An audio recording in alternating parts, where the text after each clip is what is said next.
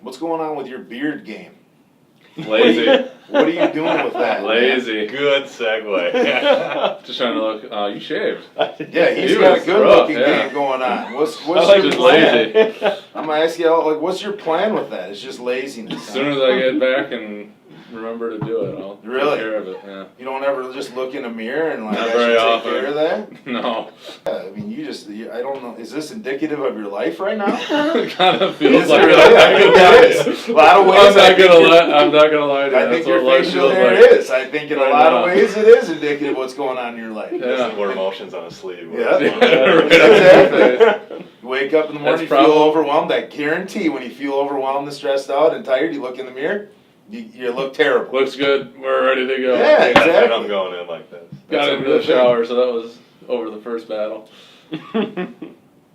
We'll talk after Okay, this. good. Get you straightened out. There you go. Appreciate you. I'm with you. Always looking out. I am.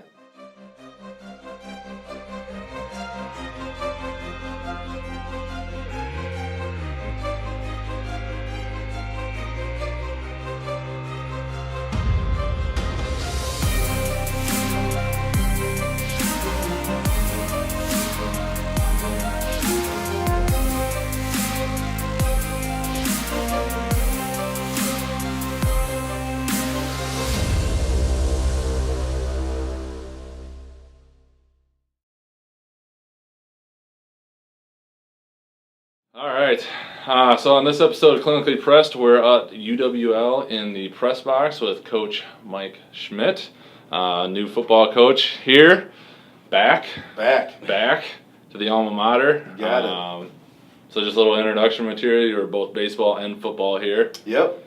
I was a 4-year starter on the baseball team and 2-year starter on the What position were you? football team. Baseball?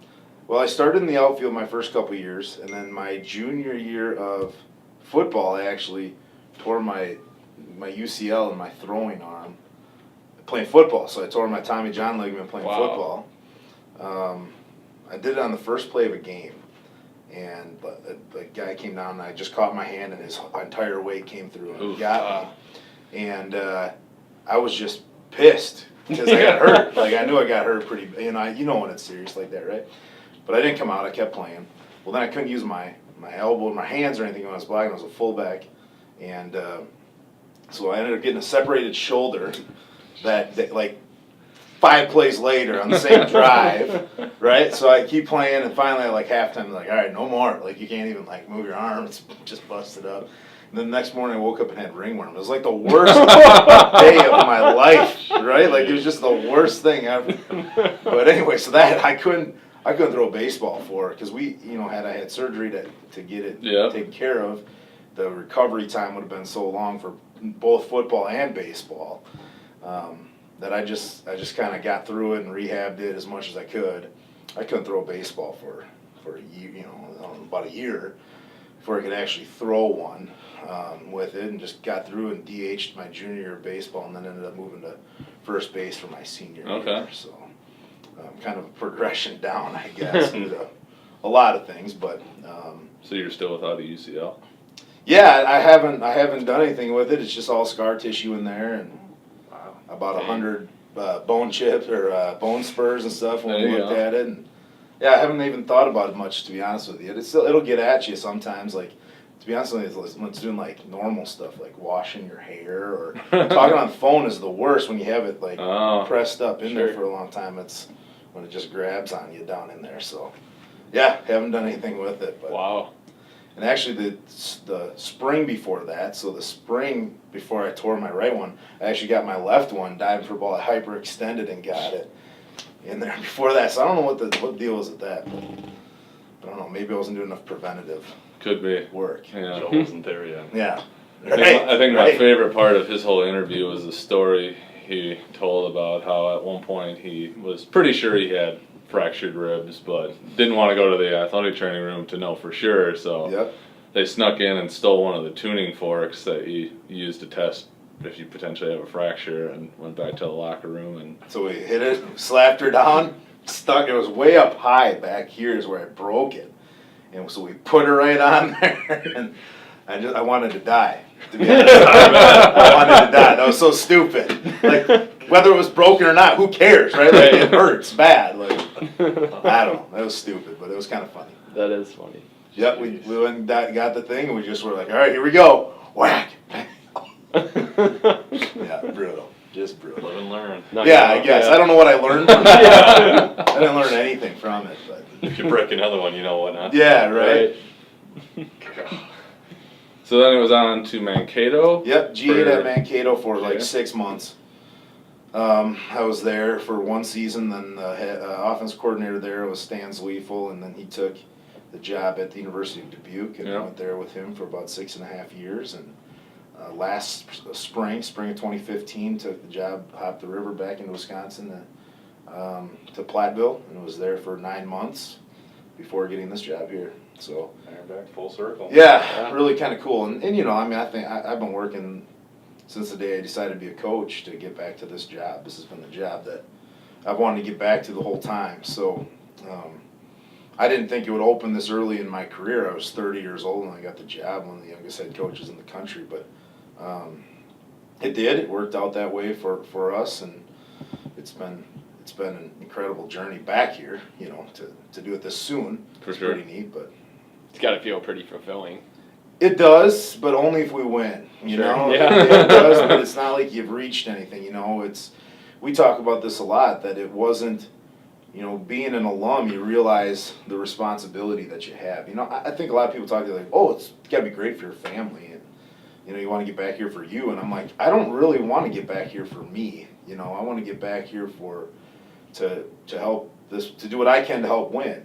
Because kind of the interesting part is that I was a player here when Whitewater went to their first national championship games. So I was part of the group that had won 3 straight conference championships and then got taken over for Whitewater to jump into their run that they've been on. Mm-hmm. So I was part of the group that it's our responsibility, our fault that we were the first ones to take the steps back. Mm-hmm. So, you know, what's kind of cool about it is to get this chance to, you know, and it's not about Whitewater or anything, but just to get a chance to help our program whatever way you can. In a real way, you know, Right. not just monetarily through donate, whatever that is, but I get to come here every single day and try to make it right. So that's been kind of the coolest part to get it, but you understand the gravity and the responsibility that you have, you know. I think I always want to make sure that when I talk with recruits or their parents or something, they'll always say like, well, it's got to be awesome for your family, because my wife's from La Crosse and my sister lives here. We got family all over the place.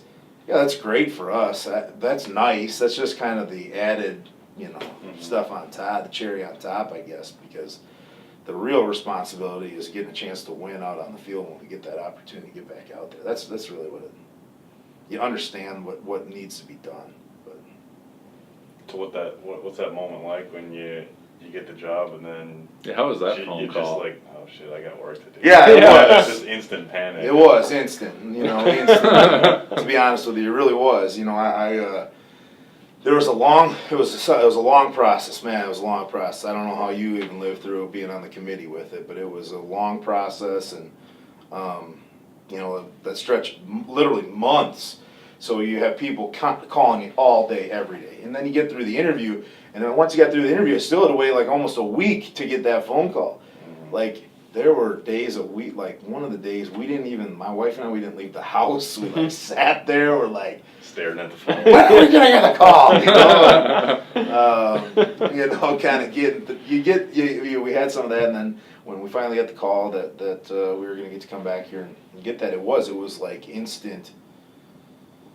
Whoa, you know, here we go, and you know, Morgan, my wife, and I had a lot of talks on, okay, like, if we get this job, like, we're gonna, because she had to stay and finish teaching for the school year, like, okay, like, are we set on what's, you know, kind of happening? You know, we just started adapting and figuring out what we did. But yeah, it was kind of like all right. That's, but what was interesting about it was that when we first talked about it, was that we wanted to keep it a secret. Like, the offer was made, and it wasn't not that we were keeping it secret, but you know, Kim, our athletic director, wanted to wait to announce it and wanted to announce it to the team, so we had to wait. So I had like 2 days where I knew, but and I couldn't tell anyone, and Right.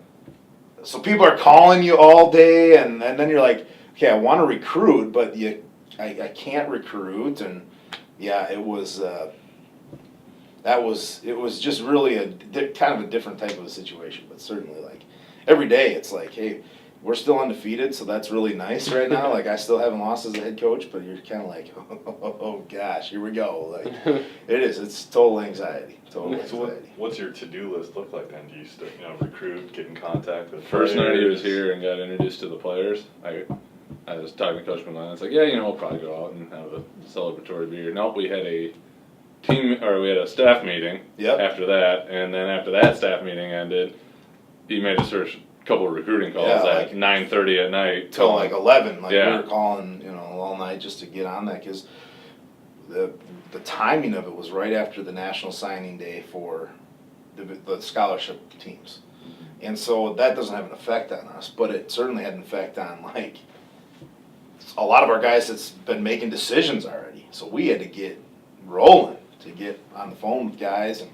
get in contact with guys and recruits that I had and recruits that they had and just get kind of cruising on recruiting. It was all that was the only thing. And then, after that was like, okay, we got to hire a staff. I only had to hire one guy. We had two hires that we were going to make. We only hired one guy, our offensive coordinator. So we had to like kind of get working on identifying those guys and how do they fit our needs and who's still out there, who's looking for a job, who do you know, all those kind of things. When we were making phone calls, it was just phone call after phone call after phone call, and then you like people are like, hey man, I haven't heard from you in a couple of days. You're like, yeah, you're like 48th on my I got a call back list, and I'm trying to work through them all here. But the first night actually, I responded to every. I went home after we did that, and we worked till like 1 or 2 o'clock in the morning, and then I went home, not home, it was my in-laws' house because they live in Holman, and I texted back every friend, contact that had reached out to me, and I went back and counted them all, and it was like 125 texts, and I was like, Jeez. So it was kind of like, I don't know, back in the old days, you had a crazy phone bill, right? Like, Yeah. You had like certain minutes and texts or whatever, but. I just spent $47 on text messages. Yeah, exactly. Yeah, but we had to identify our recruits, get going on the recruiting, and then hire the staff, and all at the same time kind of figure out how everything works. How do we get stuff done? How do we pay bills? What's our budget like? And all the stuff that's not fun about being a coach. All that kind of stuff that you don't want to do as a coach. You want to coach, but all the stuff that kind of goes along with it that you got to get done. So that was kind of our to-do list was that. It still is, to be honest with you. It still is. It's all about making sure, and part of that to-do list too, and that's the biggest part is the experience our players get to have is making sure our players knew who I was, getting a chance to reach out to them. It was figuring out, how do I get to know these guys? How do we pour into them? How do we start to, get that process of building the relationship with these guys? And that's what we do every day now. Every time we talk, how's recruiting going? Who are our recruits? Where's our list? And also what's going on with our players? Have we seen them in the weight room? What's going on? And then continual staff development. Don't overthink this thing. It's not very hard. Get really good players. Put them in really good situations with really good coaches at a really good place, and you'll win. I mean, it's not a complicated deal. Just get really good players and treat them right, coach them hard, get the right coaches that know what's going on, and how can that not be a good formula to have success? I just think it is. But it's been interesting. Sometimes I'm like, I was just talking to a recruit right before we came over here. We had a recruit on campus today, and I'm like, I just got hired in February. To everybody else, like February is like February. Wasn't that last year or something? To me, like it feels like it was just in February, like a month ago. Like I just got hired in February. It's going fast. I bet. No kidding. Eager to get things started though, right? We're close. Camp starts up. Players report on the 2 weeks. 13th. Staff is in now. We came in a little early with the staff, so because we're all new and we got to make sure we're all set on what's going on and getting everybody kind of up to speed on stuff and getting back from camps and all that kind of thing and get back recruiting before the high school start. Wisconsin started, but Illinois and Minnesota before they start getting guys up here for visits and those kind of things. But I'm just excited for our players because I think I think they're feeling it. I think they're really having a good experience with what we're doing, and they've certainly put in a lot of work in the weight room and the athletic training room and getting right. They certainly have done that. This group's been working their butt off, and the best part is now when you get to, that you get to get into that. But you always got to kind of temper as a coach. You got to temper your excitement, because if you don't think you're going to be 10-0, or you don't think things are going to go well, or you don't think that you're doing the right thing now in August, well, boy, you better kind of reevaluate what you're doing as a coach, right? Because this should be the most optimistic, positive time that you have, right? But you got to kind of temper that, saying like, okay, bad things are going to happen, tough situations are going to happen, stuff's going to go on, and how do we prepare for, or at least try to be prepared for each one of those situations as they come along. And that's part of that attention to detail kind of planning that as a staff you have to have. You got to be ready for when things aren't right. What's your plan for reps, developing players, getting young guys involved, whatever it might be, so that your players have a great experience. And when those things don't go your way, when things don't happen right for you, how are you going to adjust? What's your next step? Because that's your job as a coach. Yes, it's nice to be excited and to have that, but the players, it's about the players, not about you. It's about them being excited and continuing to have a really good experience as they get through fall camp. So it's kind of it's an anxious time right now. Anxious is a good word for it. You're excited, but you're a little nervous on what's going to happen. I still got a lot of stuff to do. Yeah, A lot of getting ready. I So, hear you. yeah, getting staffs all squared up. Yeah. So how'd spring ball go? You got a little bit of a chance to We did. get them out there in the field. So tough, right? Like, so you go in spring ball, there's no helmets, there's no pads, there's no nothing. You're not really playing football. But you are, in a sense, you are.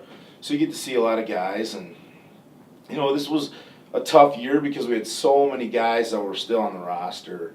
We got to cut down to 105. And we had 125 in spring practice or working out throughout the year. Yeah. Oh my gosh. I mean, you can't carry 125 returners because you got no room for any new guys that are coming in. I think that was hard. That was probably the hardest thing that I had to do coming here, was that after spring ball, when guys are so excited, you've been investing and they've been working their butt off, is we had to let some guys go, to make room for new players and just the natural process of running a program. And so that was tough, but we did get a chance to be around them. And the biggest key that I thought was our objective in spring ball was they need to understand how we operate so that our returners don't come in as new players in the fall. That our returners, like literally on defense, we ran 3 things, like 2 coverages that we're going to run all the time that everybody knows we're going to run all the time. We ran 2 things that we're going to always run. And we had like a little simple adjustment off it. And we ran it every play. And it was probably by practice 15, because I don't think we used the full 16, we used 15. At practice 15, I'm sure it was so boring for those guys, right? Like, we're literally only have 1 or 2 calls, right? Like, I'm sure it was so boring for the defensive guys. But it's so that we just rep after rep and rep and rep and rep some of the easy things, so that when we show up in the fall, not only for the reps and like the coverages and stuff, but how we line up for stretch. Somebody's got to be leading the pack around here, So when we line up for stretch, and how do we get to from one, what do we do after this drill, and after stretch, where do we go, and those kind of things. It's trying to figure out that those guys have a comfort level when they show up here in the fall, that our returners are kind of ready to go with everything. And we had to install everything new. Our offense coordinator showed up like 5 days before spring practice started, so it was like, we had to get, he had a big adjustment. Coach Landry came from Northern Illinois, and he had a huge adjustment to get moving with everything. So it was fun. Do you take some of the old systems that were in place and kind of modify them based on your philosophy and your style, or just? I think you just start new. You start new. I think the key, your number one objective is to establish your culture. How do we act? What are our expectations, our attitudes, our behaviors? Really, your character, your culture is your shared character. How are our guys behaving, and how do they act? And how do you act as a coach and how do you implement all that, all that kind of stuff. And so I think you're just trying to start fresh, is the key. This is ours, and what we've talked about with our staff is that one thing I don't like is, well, this is what we do, what we've done, or, in the past, I guess it's not even that, but, well, we do this or we do that. Well, we don't do anything. We now, like we talk about like the proper use of our pronouns. I'm not sounding like a dick. I'm not trying to be a dick or anything like that, but, the proper use of how we use we. We is this 2016 team in this season, and our team and our way of doing things and our stuff is right now, not before. And I'll say the same thing next year. When we move to 2017, the we is the 2017 team, not the 2016 team, and what they accomplished or what that group accomplished. It'll move forward. And, it's tough, but I think what we established, we went back to it's kind of silly, but we went back to the original breakdown that we had here. And, and some of the stuff that was in place has been in place for 30 years, 40 years with Coach Herring and the guys before that, the bouncing one off the bluff and those kind of things, that hasn't changed, So we're going to keep all the tradition stuff and probably get back to even more of the traditions, and stuff that I know that was like, whenever you go into a place, somebody told me this and it's brilliant, is what are our sacred cows? Like, what are things that we can't change? What are things that no matter what, this is the way we're operating, and so we kept all those, and even before they had those in place, a lot of those things didn't change, but it's kind of trying to bring it back into more of that's kind of the unique perspective that I get to have as an insider coming from within the program to bring back some of those things and really just you understand the program, what it's been. So. A quick intermission into Coach Schmidt's episode. If you are watching on YouTube, this is the 2016 UWL Football schedule for their games, if you want to check that out. If you are listening to it on a podcast, please check out the football schedule at uwlathletics.com. So putting your staff together, how did you find Coach Landry? Did you know him? I didn't. I had never met him. I'd never even heard his name, to be honest with you. And I actually called. I called a bunch of people, and there are guys all over the place that had, people that they wanted to suggest and things of that nature. And I had a contact with a guy that worked with that Mankato, Mike Cunningham, he's the O-line coach at Winona right now, and I said, hey, can you make some calls to some of your guys and let me know what's going on? And put the feelers out. Yeah, I mean, we were doing that to everybody that I knew. Like, do you know of anybody? And I'm texting everybody, do you know of anybody that can call plays for us? And he called Brett Dearson, who's the D-line coach at Northern Illinois, and Coach Dearson called Coach Landry at like 9 o'clock at night. That's how the story goes from Landry. And he's like, hey, do you have your master's? Yeah. All right, I'm going to call you back about a job. And well, he didn't call back for like 2 hours. Because then he called me and talked to me for a long time. And then he eventually ended up calling him back about the job and what we're doing. And instantly when I talked to Coach Landry, I'm like, okay, this is the guy. Like, he's the one. Like, he's doing the system that we want to run. He has the experience in the stuff we want to do. I think he's going to be a tremendous recruiter, which is probably the biggest part of that job, is to recruit and do that. Yeah, I think we're getting a total steal in the guy. I really do. I mean, from the coaching aspect, we're stealing. He's a dynamo. He'll be a phenomenal coach. He'll be a big time coach someday, and I think he is now. But you understand what I'm saying when I say that, 28-year-old guy that we put together our staff and Coach Landry's everything we've wanted, everything we were looking for in a play caller. Young guy, so I was when I hired him. I'm 31, so I'm 31. Coach McGlenn's 34. Coach Landry is 28. And we got young guys, and we got a couple other younger guys working with us. But then at the same time, I was gonna say, can we hit we've the got other the end of old the guard. Right. We've got Coach Anderson, who's Coach a retired teacher and been here for, this will be his 23rd year. And Bob Lichty came and joined us after, I think he's coached for 43 or 44 years, you know. And Steve King, Hall of Famer out of Holman, was there for 30 years. Now he's on our staff. Frank Tierney's been here for, I think this is his 17th or 18th year. So we kind of have Officially a retired. unique, and he's officially retired from Yeah. UWL. So we've got 4 retired guys, and then we've got a host of young guys, you know, that are just getting into it. So what a cool blend. It's That's just awesome. a really cool. It's so much fun to come to work. It's when we're down there, it's just positive, and guys like each other, and you know, when you have that mix, you got Coach Hayes talking about coffee at McCaffrey's or fish out at Fox Hollow, and you know, Coach Landry's sending things on Twitter, and those guys are like, "What? How do I get this up on my phone?" You know, and it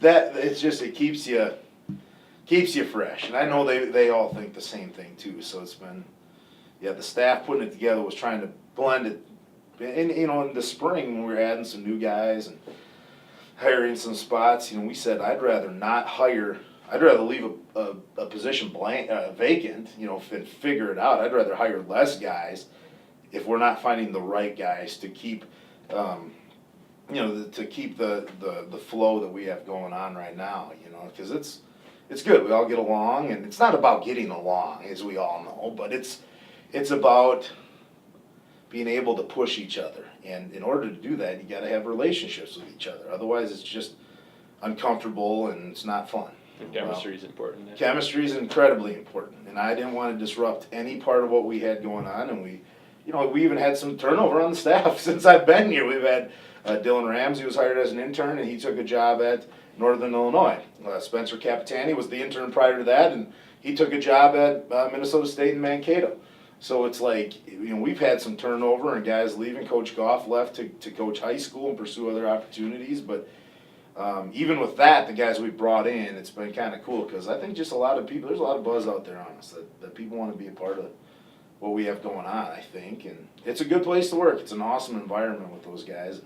Kind of hiring those spots was tricky. But it was tricky, but it was finding the right guys. We don't have a lot. We've got 3 full-time assistants is what we have. One of them is fundraised by us, and our alumni. But you know, we got to make sure that we hire the right guys. You know, not have in place to get this big staff, because I've been on big staffs where it wasn't efficient, and I've been on. You know, I went from the University of Dubuque where we had like 6 full-time assistants and 2 GAs and an intern and some part-time coaches kind of, you know, that were there. And I went from there to Platteville where we had 6 full-time assistants but no other like support staff. So you did everything, and you know, you did all the film, and you did this and you did that, and you just had to be resourceful and trying to find ways to get people around there. And so we kind of combine that here, you know, where we're trying to add a little more, some pieces. Certainly we're just getting, we got like, I can't remember what the number was. It's like 120 years of coaching experience for like, you know, just dirt cheap with our retired coaches that are working with us. It's just because they love it and they want to, you know, they want to see UWL be successful. So kind of a cool mix. Yeah, I bet. I was telling Joel when you guys hired Coach Landry, I played against him in high school. Yeah. Like, Mm-hmm. man, this guy was an ass kicker back then. He's the guy that everyone hated because he was just amazing in Right. every sport that he touched. Right. It's like, oh, no way, he's coming back to UWL. Yeah, competitive guy. Yeah. Competitive guy. I bet he can still sling it. Yeah, out and there he's in the kind of field, a too. cocky guy too. I would have disliked playing against him too. That guy. We were at our golf outing, and we had to sit at a hole all day. So we sit at this hole, and it's the longest drive hole. And this group comes up at the end, and they won it. They were like 17 under, and they were good. And you could tell these guys all golfed, and they get up and they hit it, and they're all good. And Landry's just like itching to get a shot at this because he's a big hitter off the tee box. He's a big hitter. So he's itching for one of those guys to be like, All right, here, take your shot. So he gets it. He doesn't back down. And what does he do? He just blasts it out there and has the farthest drive of all those guys. Oh, nice. Like that's why I love Jake Landry. The guy competes. He's not afraid of competing and won't back down. But I can see it in high school. I bet he was just so cocky and he wanted He just. had a couple hammer state that championships. Yeah. For sure under his belt. Yeah. Baseball and football. Yeah, he's a heck of an athlete. He's one of the better athletes probably ever to come out of that state. I mean, seriously. Yeah. Had a really nice college career at UND and yeah, hell of a player. And then went to Duluth and NIU. I mean, the guy's success has been. I mean, he's had success everywhere he's been at. Was he there when Lynch was there? I can't Yeah. remember if they opened Yep. up. Okay. So I Yep, thought he I was there with remembered him for a year. Yep. That'd have been fun talent. No to work kidding, with. huh? We're hoping maybe there's a year of eligibility. Or Yeah. You just Find bored, somebody. want to come back. Come on, hang out. Yeah. Whatever it might be. Yeah. Be cool. Find a new place to stay. Sneak them in there. Yeah, well, we got enough people living at your house that it's. Just revolving door. Yeah, exactly. Works out. I'll be staying there at some point. Better keep my wife happy, or I will be, for real. Staying at your house, the revolving hotel of UWL football. Yeah, just take over the basement. You can do that. So What did Coach Landry coach at UNI? He was, he Quarterbacks worked coach. with the quarterbacks there, yep. He spent 1 year on defense, which was actually really good for him. To get a different perspective, to, you know, I don't know, there's so much that goes into like, well, now you see how they would attack you, or Right. That's BS, that's not real, you know. But it's, you know, I think doing the, seeing how some of those guys would grind on that side of the ball at that place, you know, not that they didn't offensively, but, you know, some of those guys at Northern Illinois, they just work like crazy on the defensive side, you know, and so kind of seeing some of that and some of the things that are all involved on that side, I think really helped him, but yeah, primarily with the quarterbacks when he was there. Mm-hmm. They had 2 really good seasons. Yeah, in that era. yeah, and even last year, I mean, they played in the MAC championship game. They didn't win it, but they played in it, you know. And the 2 years prior to that, I think they've lost the last 2 in the MAC championship game. I don't know. I shouldn't even say that, but yeah, they've had a ton of success. I mean, that's one of the best, you know, group of 5 Major. programs in the country. You know, so yeah, pretty cool. He's coaching some big games, and he's had to coach a lot, had a lot of responsibilities, and I'm sure he'll do the same thing here. Yep. look forward to watching the offense. Be fast, man. It's gonna Yeah. be fast. It'll be good. It should be fun to Got watch. some shifty guys out there. It's gonna be fast. We averaged 3 plays a minute in spring practice. And it still wasn't fast enough. And they're not even close, but when you think about that, that's a play every 20 seconds in our team segments. And that's with, like, we work all the way down the field and then we flip around. So you got, you know, teams running on and off and personnel running in and out and still getting that kind of, you know, the last 5 practices, we were 3 plays a minute. That's fast. Are the guys Now, that's not that good. We'll ultimately get faster than that, but that's cooking now. It's a ton of reps, too. A ton of reps is what we got. But I think we do it it's simple.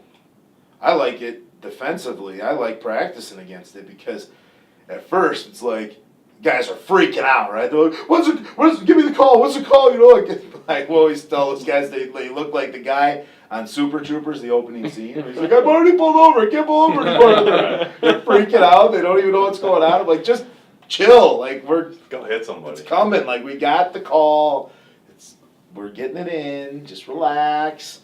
So that when you get in the game where a team's gonna do that to you, that you know, we've been preparing for that the whole time, I think, you know, and just making sure you get quality reps, I think, over quantity, but you know, that's the key, is finding that balance to make sure that we're going at a pace that we're still getting good work in, but we're getting a ton of it. Because anything we do at this level, in my opinion, and I learned this from Stan Zweifel when I was working at Dubuque, is everything we do is about repetition with our guys. We don't have guys that walk out and are just freaks. Like, you know, there's not many guys, like I always thought about this when I was an athlete.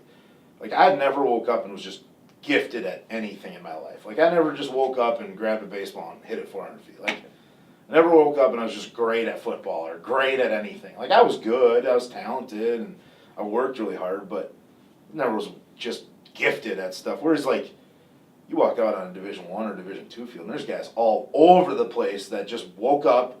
Not that they don't work, I'm not saying that, but you understand my point, that they wake up, there's some days in their life where they wake up and they're just the best in their life at what they do. And so we don't have those guys. It's all about repetition and work and maximizing the amount of time and reps that we can get squeezed in for our guys. In my opinion, is what it really comes down to. I mean, it's trying to get them through, to get better at all that kind of stuff. So, yes, it is about getting good reps, but we also have to maximize those things too. And our offense is built to do that. So, kind of a cool mix. Is that fast-paced your style, or is that Landry's? Coach Landry, yeah. No, I don't know nothing about that stuff. So you go and do that. We'll try to stop it. It's like Joel with our strength program. Yep, good. Well, I want to explain this. I don't know. I can't compute. I don't know what that means. So It's good to have faith. that's true. That is very that's true. And hey, get good people and just let them do their thing. It's not easy to do. Yeah, I don't know anything about some of that stuff. Just hire good people and let them do that kind of stuff. It's Delegate. Sure. Exactly. Great organizations, no matter what it is. It's not that one person knows everything.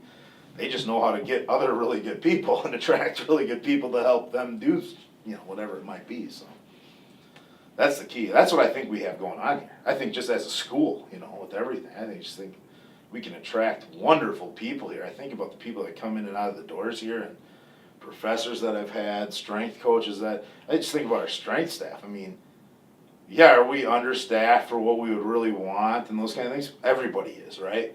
Every single person's going to tell you that they're understaffed, and no matter what they do.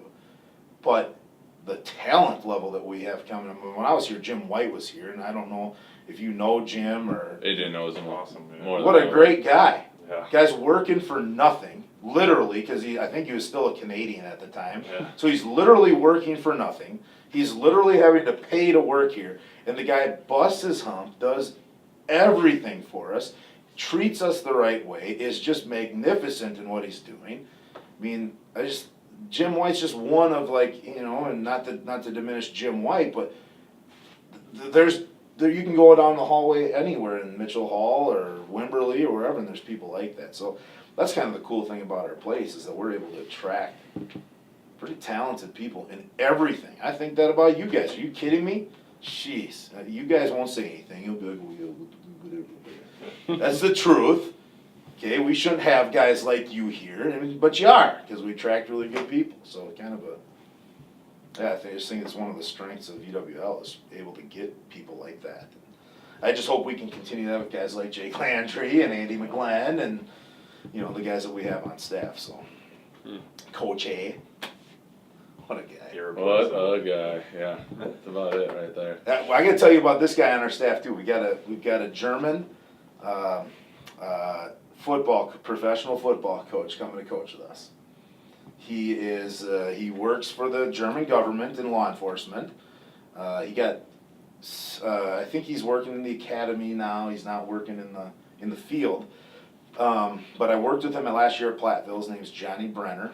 He's the head coach of the I almost said youth. It's not youth, of the junior team in Schwäbisch Hall, Germany, the Unicorns. And they just won the German championship, the German national championship, this past weekend, Sunday. Wow. And huge win for him. His first championship as a coach. He's another younger guy. I think he's 32, if I'm 32 or 33. Great guy, just a wonderful person. He's coming over. He gets a sabbatical. It's not a sabbatical. 4 but months. he actually gets 12 weeks or 13 weeks to come over to the United States and coach football. Wow. So he's coming to work for us. So he's going to be coordinating our special teams and coaching the running backs. So, and again, cheap help and awesome guy. He's the offense coordinator of the professional team that's in the GFL, and the GFL is probably the best league over there in Europe. So it's kind of it's equivalent to Division III football. It's very very similar to that kind of a level or style of football. So yeah, it's really a neat. neat deal, neat kind of connection. Well So, No yeah, kidding. we've been finding, hey man, we're pulling them from all over the No place to get a lot of good help with us. So, yeah, that's going to be really fun. And he's just a wonderful guy. I had a chance to work with him. He actually coached on the defensive side last year with us at Platteville. And, yeah, kind of a cool opportunity to get a guy like that over here too. Just in time for Oktoberfest, I guess. Yeah. He'll probably be Look pretty out for that guy on Oktoberfest. Probably pretty He could- disappointed. he- coming yeah, no from- kidding, compared right? to Yeah. that one. Maybe he can straighten us out. Yeah. Like, get us kind of There like, you okay, go. these are what you do. Get him on the city council. You guys will be like the goddamn all-stars down there. I want a little bit of credit for that, please. You got it. Bringing Johnny over. But, no, he's what a cool addition that'll be. That's Having a guy like that. No Jeez. kidding. It's just awesome. Just awesome. He's just a wonderful guy. Is he from Germany? Yeah. Yeah. From Schwäbisch Hall. Okay. I kind of just picture this hard ass, like grizzled German. You should picture James Bond. Right. Is what you should Oh. The picture. other Okay. part of the other stories of Johnny Brenner, which I Yeah. don't know if you want that on film or not. No, that's we can, okay. we can talk about those Probably later. doesn't. I do. I'm very proud of those facts. But he is, you think James Bond when you think Johnny Brenner. That's what he's like. Got it. Just a stud. Like last year, we were like, let's keep him sharp by like. Yeah.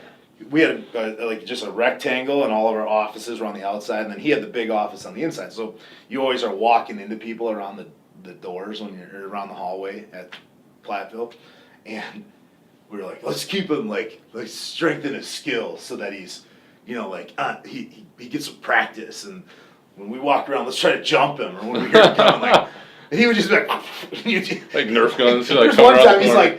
like within a second, he's just like bashing my head against the wall, and I'm like, all right, dude, like, stop, I was just joking, like, he's just awesome. He's awesome. He's just great. Oh, that'd be entertaining to add to the mix downstairs. Yeah. Yeah. Fit right in. Yeah. I feel bad for everybody that's got to work down there because we're so loud, and now, yeah, it's pretty cool. Pretty cool down there. But. That's where I go when it gets too quiet over on my side of the stairs. Yep. Yeah. We'll mix it up with the football staff. Yeah, just come wander on over over. there, go talk to some It'll people. freshen you up. Yeah. It's a good time to get over. You get some Motley Crue going, or Poison, or something. We go hard down there. Yeah. Some random obscure 90s band that Coach McGlenn's Well, that's listening Coach to. McGlenn. Yeah, who knows? And he knows right. Yeah. Tell you everything you need to know about it. Exactly. Everything, more than you need to know about it. I just like the song, Andy. Well, it was made in this, whatever. Inspired, but Yeah, exactly. Well, it sounds like this one from the 1980s, and Jeopardy King. seriously, ridiculous. That he would be your phone a friend Oh, yeah. Really? from back in the day if you had one on stuff like that. Right? Yep. You'd have him in the bank just so you can. Whatever happened to that show? Is that show still around? Who Wants to Be a think so. Millionaire? I have no idea. What a great Some show. lady was hosting it, like during like daytime TV. Yeah, at one right? Point, but I haven't So I thought watched it enough was. daytime TV. We'll reach out to them, see if they're around. Yeah, let's get them on. Let's get them on here. So Who Wants to Be a Millionaire around? Regis. That's what happens with me. Like, you guys shouldn't go on, like, you guys shouldn't have me on this thing. Like, we can just keep going. Uh-huh. Everybody come Coach on. Schmidt, he dropped football and picked up this. Right, like, what is going on? Casting consulting. There's this, my buddies give me a hard time because I walked in for my, my forum for the interviews. Yeah. And so we were over there, and I'm walking up there, and there's a globe up on like the podium area up there. And I'm like, what is that globe doing here? I haven't seen a globe in like 5 years. I'm like, okay, like refocus. Let's get back on track here. Like, you got an interview to go through here. You got some stuff to do. Yeah, whatever. Can I find something real quick? What a loser. What I just wanted Johnny's to from here. spin it and put your hand on it. And go, I'm going in there. This is where I'm going to live. Right? Yeah. What an awesome thing. I got to get one of those things. Go order one on Amazon or something. I bet you your kids would love it Oh, yeah. For sure. if it wasn't rolling across the floor.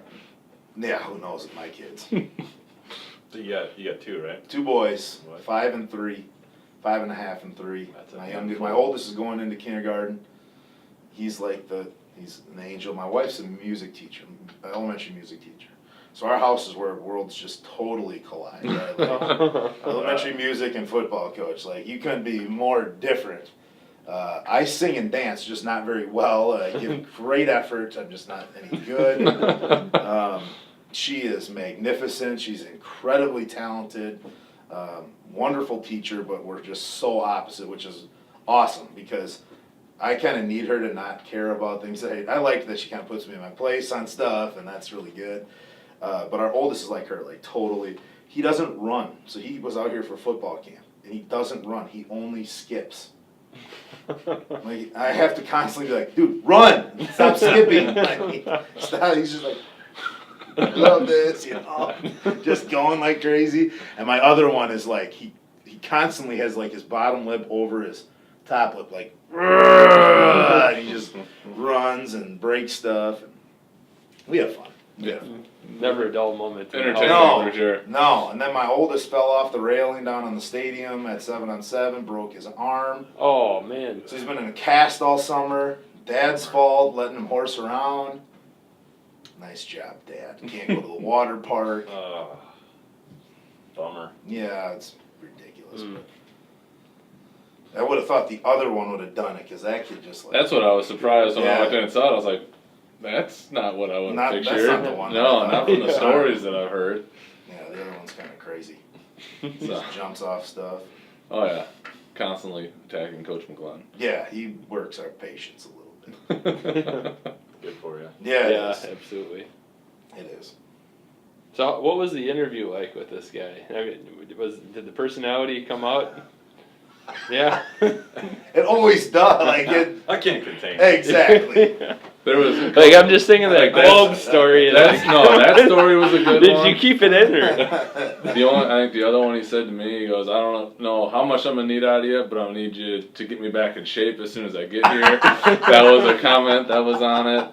And then I'm sure he's heard this one before, but we'll link up to this one just so you can compare it. And I wish we could, but we were sitting out here actually around it, and so we asked the question. I don't even remember what the question was, but he's shirt and tie on. He's got the jacket open, and he just like slides out from the side of the table, and it just reminded me of the band down by the river. Oh, because yeah. he like got in there and he's like Here's talking. you, here's me. Here's you, here's me.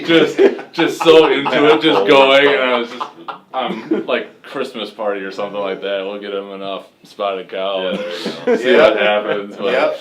it was the most energetic one we had. Oh, yeah. Most definitely. Nice. So you could get the feel for it, and I mean, I think the way he said it was best, and I actually stole it a little bit afterwards, where people were asked what your goal or your vision or everything was, and it was never we're gonna win 10 games and do all that. It was returning to or making it so La Crosse is the pinnacle of Division III football again, and thinking that it's never actually left that. But when you think Division III football, we may not have won the national championship last year, but this is the place for all the reasons you've already Yeah, I talked think about. that. Well, I mean, there was a time when it was like Kleenex and tissue paper. Like when you think of having me a Kleenex, and not a piece of tissue paper, having me Kleenex. Like, there was a time when you thought Division III football in the Midwest, and it was UW. You would think UWL La Crosse, and to me, it still is. It's hard for me to think that it's been that long since we won a conference championship and those kind of things. But I just think it was because we had so many alumni that cared so much about our place that they were everywhere. And Division III football doesn't get a lot of publicity, and now more than others, now more than before because of the internet and the things that we have and the different things that are happening. But that all our alums are everywhere and talk about how much they love UW La Crosse football, and how great of an experience they had here. And so, when people would think about, well, where am I going to? I think I'm going to play Division III football. Like Division III was synonymous with UW La Crosse, and obviously it's not anymore. That's not the case anymore. And just getting back to, it's not about all the wins. Certainly we want to win anytime we keep a score. The objective is to win. But I think it's about the experience you're providing. It's about enriching your players' lives and those kind of things. And then they leave and they had an awesome experience and they tell everybody. And people start to think, when you think about Division III football, it's UW La Crosse. And rather than saying, because so what happens if you have a goal of winning a national championship and you never win a national championship? Were you a failure? I mean, was that?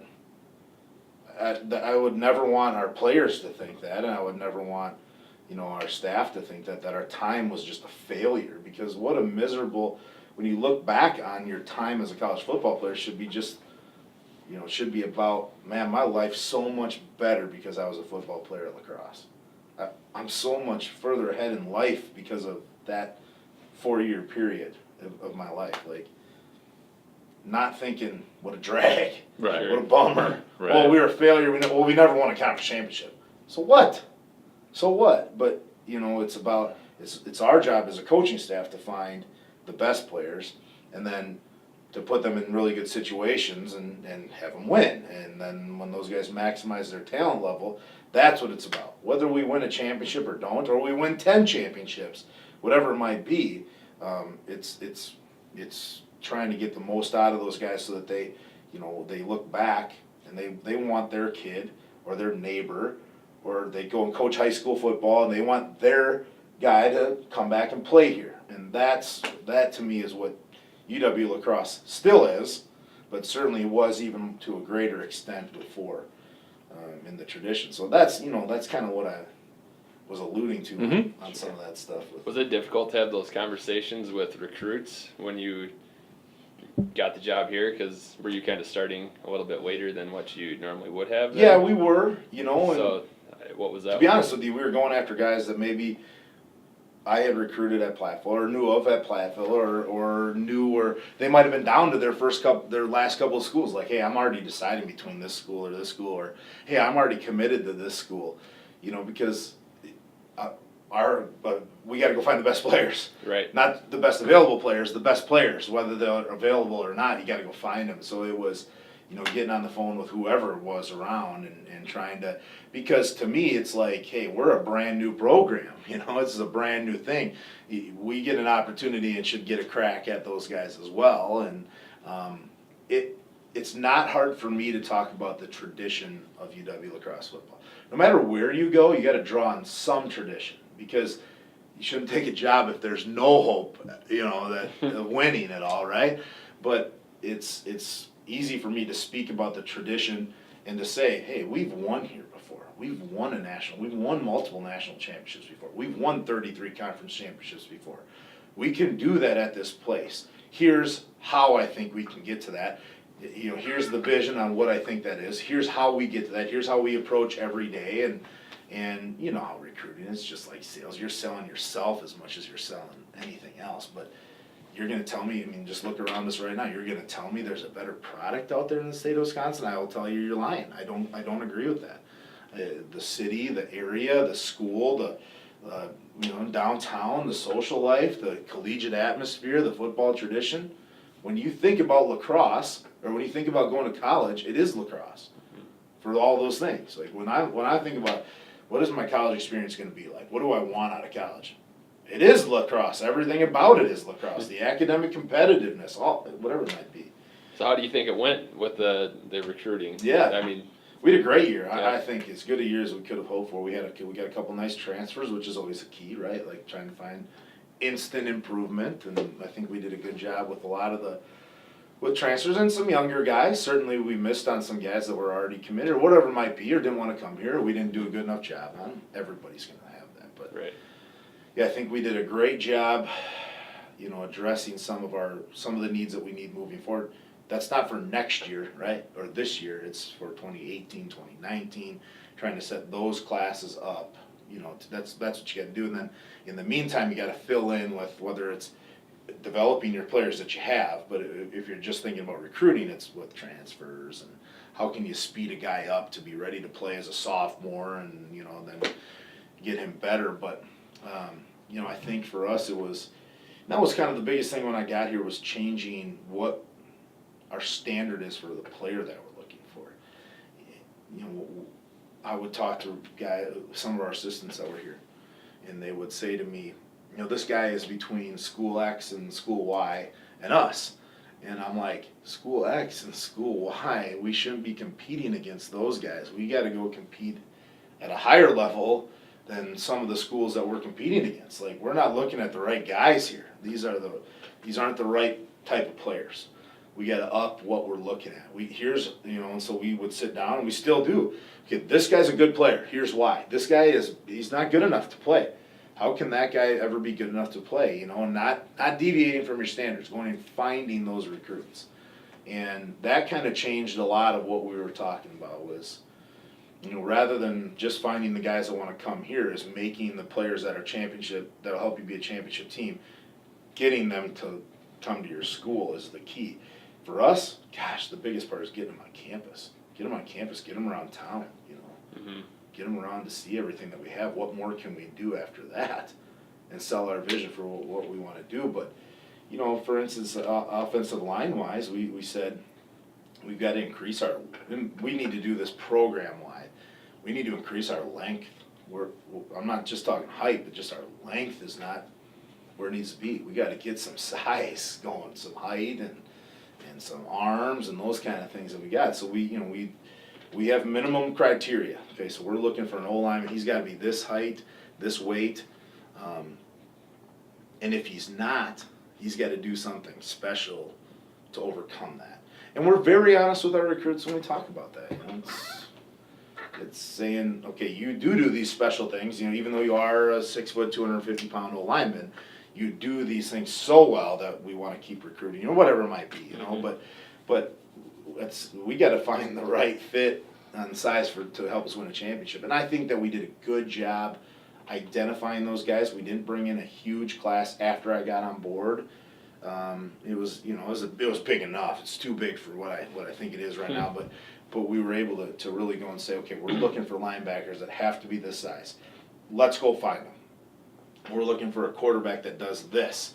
Let's go find them. And I think we did. We brought in 2 tremendous quarterbacks, which is always like the biggest piece to your recruiting class, is get that position taken care of so that you can start to get your progression going with that spot. So I think we did a good job in identifying the right kind of players and then getting them once we did. But again, once we get them on campus and you identify the right guys and you get them here, oh my gosh, the school doesn't sell itself, but in a lot of ways it does.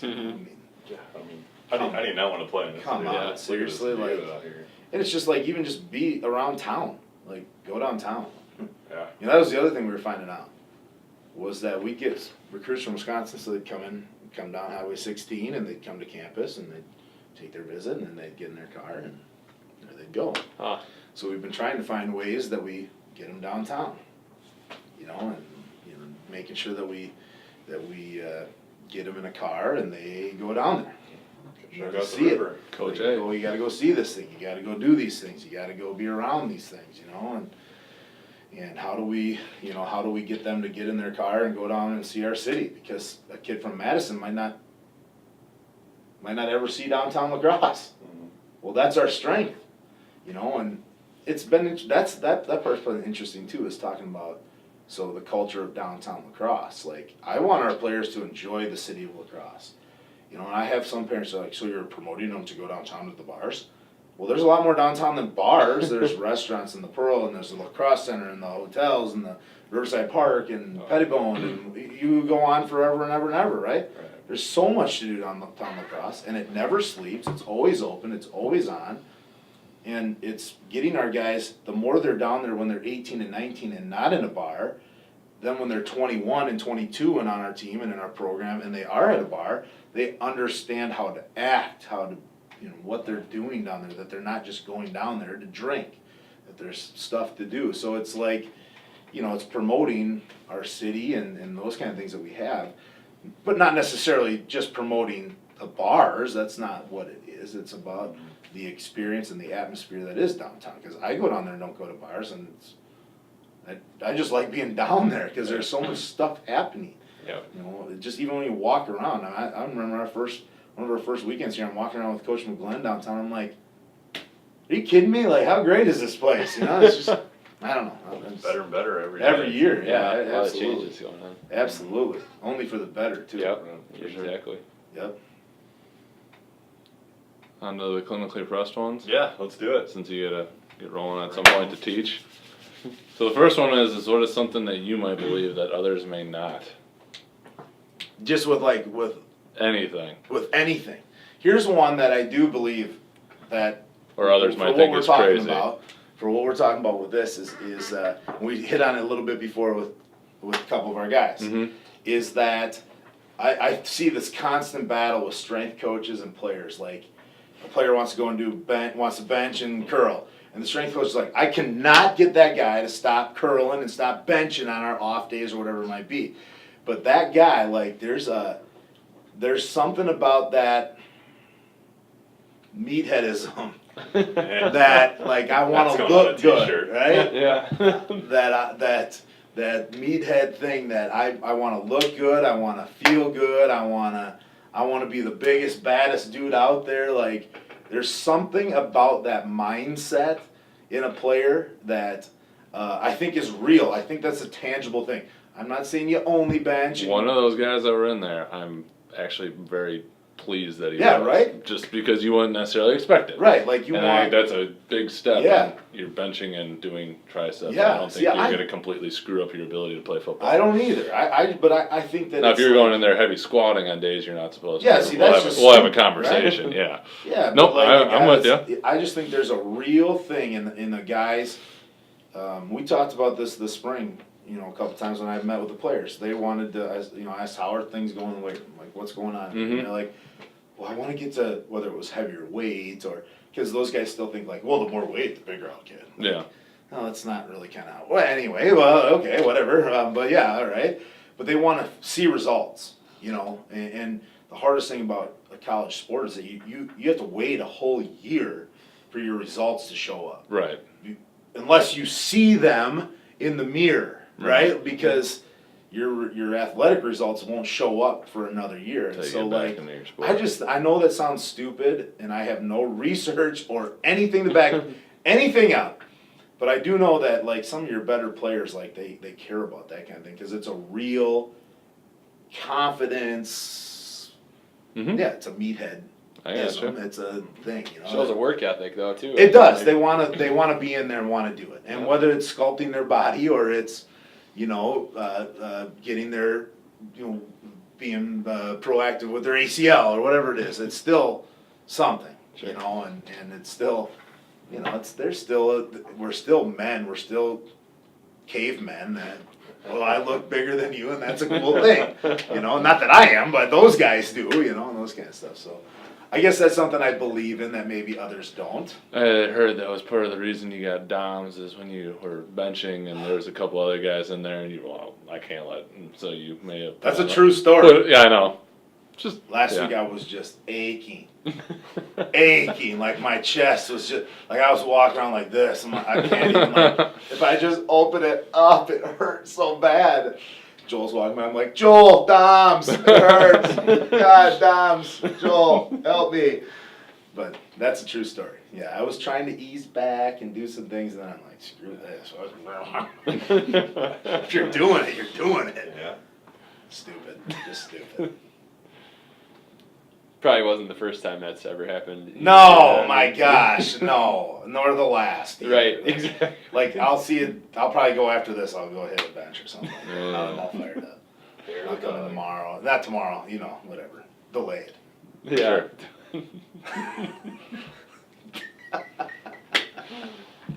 most influential purchase for under $100 that's had the most impact in your life. Ooh, that's a really good question. Most influential purchase of under $100. Or in that general ballpark if it goes a little over. Gosh, that's a good question. I'm trying to think of what I use every single day that we do. Probably my crock pot because I'm just a foodie right now. I'm just crock There you go. pot everything. I'm using dump meals like every day, just and do that. But Perfect. um, That's a new one. That is. Yeah. That's a good There's one. I've been dominating the crock pot as of late. That's not a No, for an sure. overall thing, Well, but we get a couple crock but pots for around. sure as of late. Yeah, I should get another one. Should put one in the I should get office. up to $100 worth of crock About pots. 2.5. that'd be- Yeah. We should get one in the office. We don't have a stove or anything. Let's just put that in there. Would be sweet. Honestly, one of the most I think Coach influential. Schultz used to do that Did you in really? his office. I'm pretty sure he had one. Pretty sure he's probably breaking a fire code. So Kevin, you're probably gonna get in trouble for this, but I don't know. French press too, didn't he? Yeah. Oh yeah. He had a whole like coffee shop in his Yeah, office. he's a coffee connoisseur. Still did in Madison, didn't he? Yeah, in Madison, he's got the same I setup. like that guy. Yeah. Yeah, We should work together. he's got a good gig. You know, I worked at a coffee shop in town when I was going to Really? school. Really? I was Which one a was that? manager at Java Detour, which is now Mocha, Oh, the south side one on Mormon Cooley before it closed. there you go. Well, it was way before it closed, but. So you can make a mean cup of Joe. Oh, yes, I can make one. That's what a lot of the people going through would call me. Can I just have a nice cup of Joe? And I put Joe on my name. That's not true at all. That's not true at all. But yeah, I can make. I was a barista. See, this is why I always question was, am I still a barista, even though I'm a guy, or is it barista? I think it's still barista, but. Breeze bro. Oh, was I? Barista. And I was a jacked up barista in there, you know, and just slinging drinks everywhere. Yeah, I'll get that quad mocha with extra whipped cream for you. Faster than you ever got one before. That's right. Supercharged. That's right. Favorite books? Yeah. This I've actually wondered on for This you. one. I'm pretty diverse in my books. It's interesting. We just moved up to town here.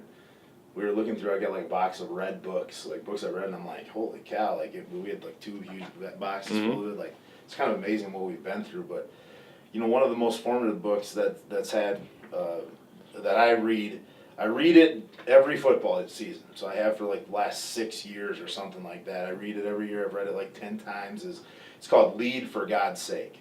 And it's like it's about finding your purpose and what's on your heart and how do you treat people. But that's definitely my favorite book because I read it all the time, and I buy it for all my friends and those kind of things. And yeah, that's been a very influential book on my career or on my life, certainly, but certainly my career as well with that. But yeah, I don't know. You know, I was kind of disappointed this summer. I had big goals for books. You know, we always do. Like I just went out because I go out and I'll like buy 10 of them, and I'm like, all right, I'm gonna bust through these things.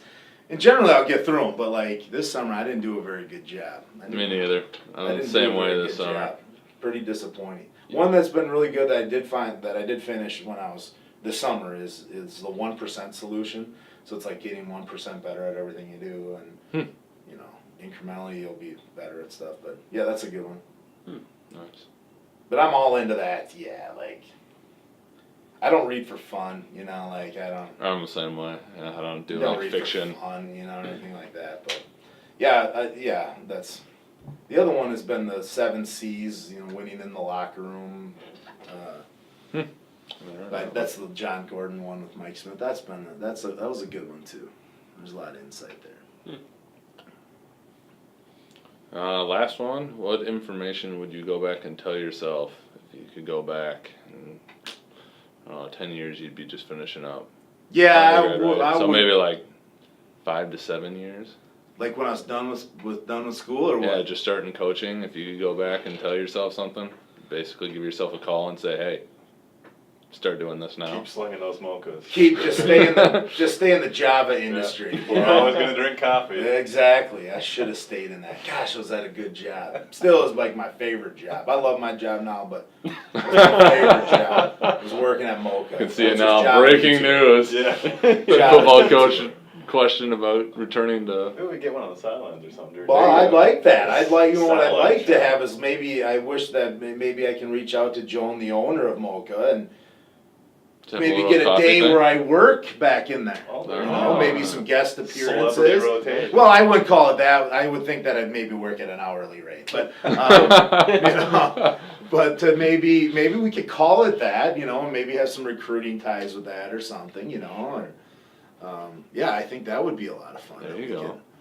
That we could work back out, but you know, I think looking back, when I looked way back, and I've been pretty fortunate in my career where I've kind of come to that realization of making sure that you take care of like your family and make time. And I still struggle at it badly. I'm a workaholic. I want to be at the office like all the time, but it's, you know, it's kind of making sure that you don't forget your purpose in life. You know, I think a lot of times with our careers, we think we're constantly, even when we're at home, is figuring some of those things out. There's another great book, 5 Gears. It's about like, you know, when you're at home, you're at home. with your mind, you know, and when you're trying to accomplish tasks, you're accomplishing tasks. But we get in trouble when we're trying to get things done, be a dad, and also like, and I've got to come up with this recruiting plan. Mm-hmm. Wait a minute now, you're doing 3 different things that your brain can't really work on at the same time. It's trying to make sure you set time aside to be creative, like shut your door, don't let anybody in there, be creative, like have that time to think big picture, big ideas, big things you want to do with your life. And when you're not, like, make sure that you're in task mode, like you do stuff all the time and you're doing it, like stay in task mode. Or when you're at home, like I wish I'd kind of figured some of that stuff out, because now I feel like I'm a lot more stress-free with a lot of things, whereas before I was like trying to do all of that, but at the same time, like I was 28, I had a paper route. How about that? That's a true story too. I had a paper route, 3:30 in the morning for like 4 years. Wow. Brutal, because it's every day. You know, it's not Yeah. like you get a day off. It's 3:30 every day. Dang. Winters are the worst. Doing that, I was in seminary and coaching football and dad and, you know, whatever it might have been with some of that stuff. So, you know, I wish I would have kind of figured some more of that out, because it just alleviates a lot of stress in your life, right? Like where you can just be like, yeah, now I'm doing this. This is, you know, my poor wife, like it's trying to get to her, like she always talks about it too. She's like, I just need me time. Like I need like, even if it's just like go to Target and walk around. I learned that like the head coach I worked with at Platteville, he did a great job. He'd get up in the middle of the day, he'd be like, all right, I'm stressed, I'm overworked, I'm overloaded, like, I'm just going to Walmart and I'm going to walk around for like half an hour and then I'll be back. Like 45 minutes, he'd come back. He just would go to Walmart at like 10:30 on a Monday and walk around and come back. But it's trying to figure out some of those things and make sure you don't lose sight of that with it. But I like it. Yeah. I think, you know, going back as a fun thing that I tell myself, it'd be like, don't do the paper route, like maybe just get a better job There or you something, go. make a little more money or... Think how much more appreciative, you know, you are of your job now that you don't have to. Gosh, just brutal. And I liked it because that's kind of like my mindset. I love that. But it's every day you're just slinging papers. And the bad part was that we lived in a really small town in Iowa. So it wasn't like I was throwing them. Like, you'd have instructions for each one. Like, bring into my house, through my living room, and on my couch. What? Well, and then I didn't think about it, but like as it went on, I'm like, what if like these people don't know that I'm in their house and I get shot or something, like Paperboy 28 dies in the house or whatever. They knew you had the torn ulnar collateral. Yeah, so right. They just wanted you. They wanted to take save it me. I easy, understand yeah. that. They probably wanted me to work a little bit more and exercise a little bit more too. That's probably part of it too. But Cool. Well, in closing, where did people follow you, follow football? yeah, so we're pretty active on Twitter at UWL Football. I think it's UWL FTBALL, I think is what it is on Twitter. We'll link it up. We'll search it down, I link think it that's up. what it is. Is that what it is? I don't know. I I think that's what it is. Maybe it's UWL FB. And then mine is at UWL Coach Schmidt on Twitter. So we're pretty active there, and you can also find us on Facebook with everything. So Cool. A lot of YouTube I saw this spring. yeah, we did Hopefully some keep YouTube that stuff. up. We'll keep going with that. We actually bought a drone. Yeah. We bought like not that little one. We got like Oh. a truly high-powered drone. So if you guys want some drone, We talked about it. We talked about it. Maybe we'll have to do one of these we like bought like $1,000 on the L, and we'll just have the drone. Yeah, we flying bought up with it. $1,000 drone. That's like got the big time. It's a professional one, so it's got the big time stuff. Now it's like, who do we kind of trust that with? Yeah. We'll get a little clinically pressed sticker on there. There you go. What do you do on YouTube?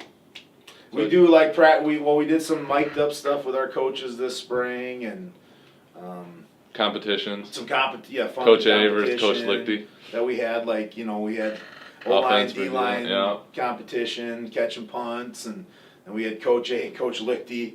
The two magnets go against each other in a fast, one-on-one deal. But yeah, just fun. A lot of fun stuff. Is what we are. We're gonna get some more recruiting things we got in the works right now that we're doing, but it's more so just a lot of fun. Letting our personality out a little bit on some of that stuff, which I think that a lot of you'll see a lot of football programs that are like tweeting out motivation stuff. It's like, okay, like that barf, like let's see who you are when people look you up, whether it's YouTube, Twitter, Facebook. Like, let people see who you are and screw around a little bit. Perfect. Sounds good. Sweet. Thanks, guys. Thank you. Thank Appreciate you. it. Good luck.